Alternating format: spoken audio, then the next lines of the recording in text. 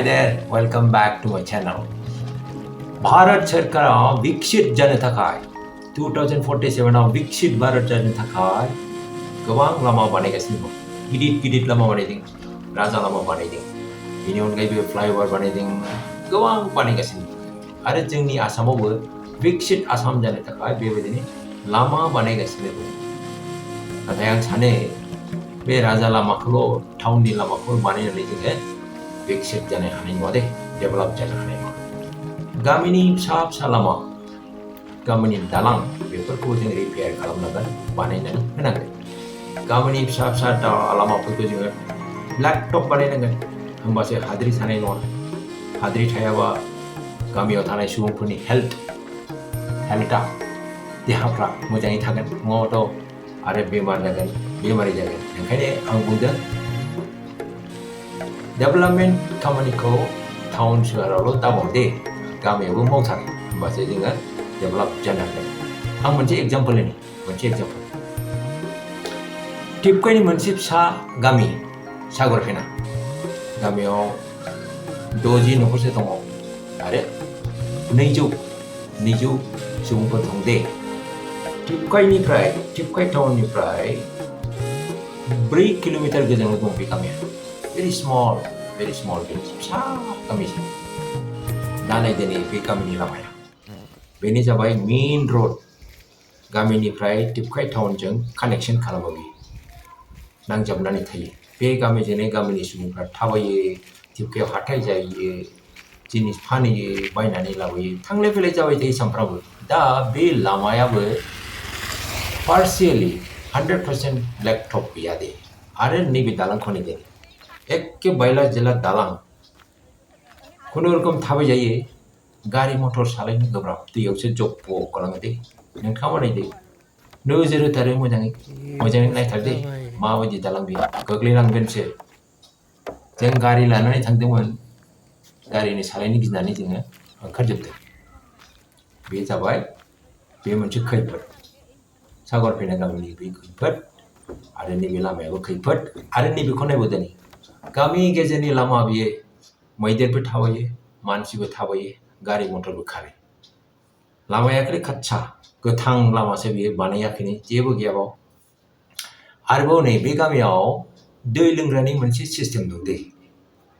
JJM जल जीवन मिशननि system दं, water supply दङ, टावार दङ, टेंक दङ, सिस्टेम दङ, नाथाय दै मोना। नायदो, हाग्रा गेजेरावबो वाटार टेप दं। बे हाग्रा गेजेराव मानो वाटार टेपखौ नांगौ जाखो? दै गग्रा नालाखौ हाग्रा गेजेराव मानो नांगौ? बेयो मा बेले? It's like a corruption. गभर्नमेन्टआ काराप्टेड गभर्नमेन्टसो नामा बेले? जों बुंनो हाला। दा बबे खनायाव थाबथानानै बेबायदि जाखो, बेनि थासारिया जों बुंस' हाया। आं सानदों मा कारापसनसो। अलराइट, बे जाबाय बे गामिनि खैफोद। मोनब्रैसो खैफोद दं जोंहा: दैनि साप्लाइ, लामा एन्ड दालां। बे मोनथाम खैफोदखौ लानानै आं बुंनो सानो जोंनि गामि सिंनि लामाफोरखौबो दालांफोरखौबो मोजाङै बानायनांगोन दे, होमबासो जोङो जौगानो हागोन, डेभेलपमेन्ट जानो हागोन। नै दाख्लैसो 13 मार्चआव भारतनि प्राइम मिनिस्टार श्री नरेन्द्र मदिजिया क'क्राझार फैनांगौमोन। नाथाय बोथोर गाज्रिनि थाखाय, अखा हानायनि थाखाय बिथाङा क'क्राझाराव फैनो हायाखै। बिथाङा गुवाहाटीनिफ्रायनो फोसावहरदों जे BTRआव 1,100 कोटि रां होनाय जाबाय, डेभेलपमेन्टनि थाखाय, लामा बानायनायनि थाखाय, दालां बानायनायनि थाखाय। आज यहां इस कार्यक्रम में ही इस क्षेत्र के विकास के लिए 4,500 करोड़ रुपए से अधिक के प्रोजेक्ट का शिलान्यास और लोकार्पण हुआ है। इसमें से 1100 करोड़ रुपए से ज्यादा की राशि बोडोलैंड की सड़कों के लिए खर्च होने जा रही है।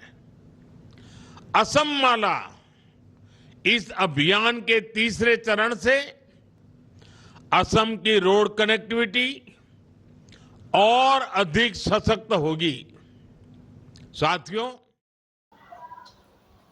आरो दाखालि फेब्रुवारि दाननि 10 अक्ट'आव आसामनि chief minister doctor Himanta Biswa शर्मायाबो क'क्राझाराव फैदोंमोन। बिथाङाबो रादाय खालामदों 1000 करोड़ खौटि रां होलांदों, होआखै होगोन होनदों। इलेक्शननि उनाव होगोन आरो इलेक्शननि उनाव होगोन। बिटिआरआव थानाय बायला जिला लामा दालांफोरखौ मोजाङै बानायनो रिपेयार खालामनो थाखाय बे रांखौ होगोन होननानै बिथाङा बुंदों। बिथांनि बुंनायखौबो एसे खोनासंदोनि। বিটিআৰৰ এইবাৰ ইলেকশ্যনৰ সময়ত মই বিটিচিৰ গাঁৱে ভূঞে গৈছিলোঁ। বিটিচি এখন নদী মাতৃকা অঞ্চল। বিভিন্ন নদীয়ে আমাৰ বিটিচিৰ বিভিন্ন স্থানত যোগাযোগসমূহ বিচ্ছিন্ন কৰি ৰাখিছে। সেইবাবে মই মোৰ মনত এটা ইচ্ছা আছে যে আমাৰ বিটিআৰৰ যোগাযোগ ব্যৱস্থা আৰু বিটিআৰৰ কমিউনিকেশ্যন ইয়াক যদি আমি ইম্প্ৰুভ কৰিব লাগে, আমাৰ ইয়াৰ নদীবিলাকৰ ওপৰত আমি দলং বনাব লাগিব। তেতিয়াহে আমাৰ বিটিআৰ বহুতখিনি আগবাঢ়ি যাব পাৰিব।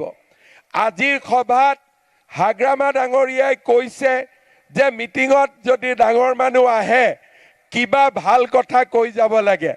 মোৰ মতেদি আজি বিটিচিত হাগ্ৰামাই হৈছে আটাইতকৈ ডাঙৰ মানুহ। মই তাতকৈ ডাঙৰ মানুহ নহয়। কিন্তু যিহেতু মই ৰাজ্যৰ মুখ্যমন্ত্ৰীৰ দায়িত্বত আছোঁ, মই এটা প্ৰতিশ্ৰুতি আপোনালোকক দিব খোজো যে অহা 2-3 বছৰত আমি হাগ্ৰামা মহিলাৰী ডাঙৰীয়া আৰু বিটিচি কৰ্তৃপক্ষক আমি নতুন কৰি 1000 কোটি টকা দিম বিটিআৰত দলং আৰু ৰাস্তা বনাবৰ কাৰণে।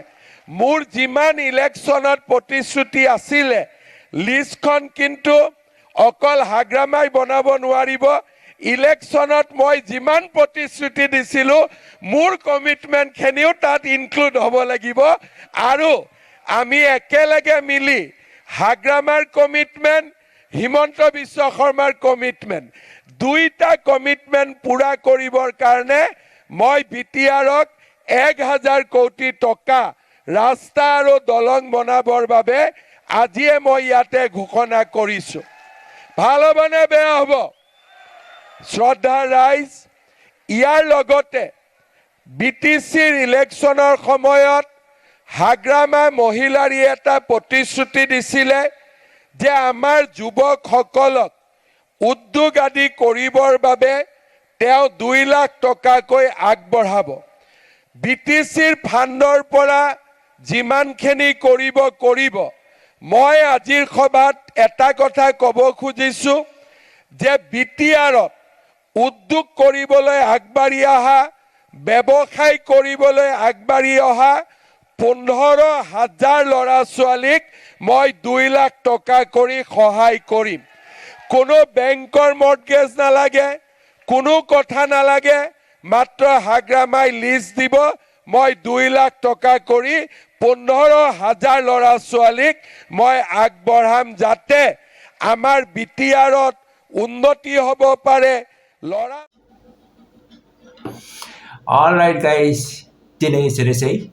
सेन्ट्रेल गभर्नमेन्टआ होलांनाय 1,100 कोटि रां हिउज एमाउन्ट आरो आसाम गभर्नमेन्टआ होनो नागिरनाय इलेक्शननि उनाव देरहायोबा 1,000 कोटि रांजों जोंनि बिटिआरनि सिङाव थानाय फिसा फिसा गामिफोरनि लामा आरो दालांफोरखौ बिटिआर सोरखारा मोजाङै लुगोन नामा? दालांफोरखौ रिपेयार खालामगोन नामा? टिपकाइनि सागरफेना गामियाव थानाय दालां गोबायफोरखौ लामाफोरखौ मोजाङै लुफिनगोन नामा? रायजोफ्रा बयबो हास्थायदों दे। नोंथाङा मा सानो कमेन्ट सेक्सनाव लिरनानै हरदो see you again thanks for watching take care bye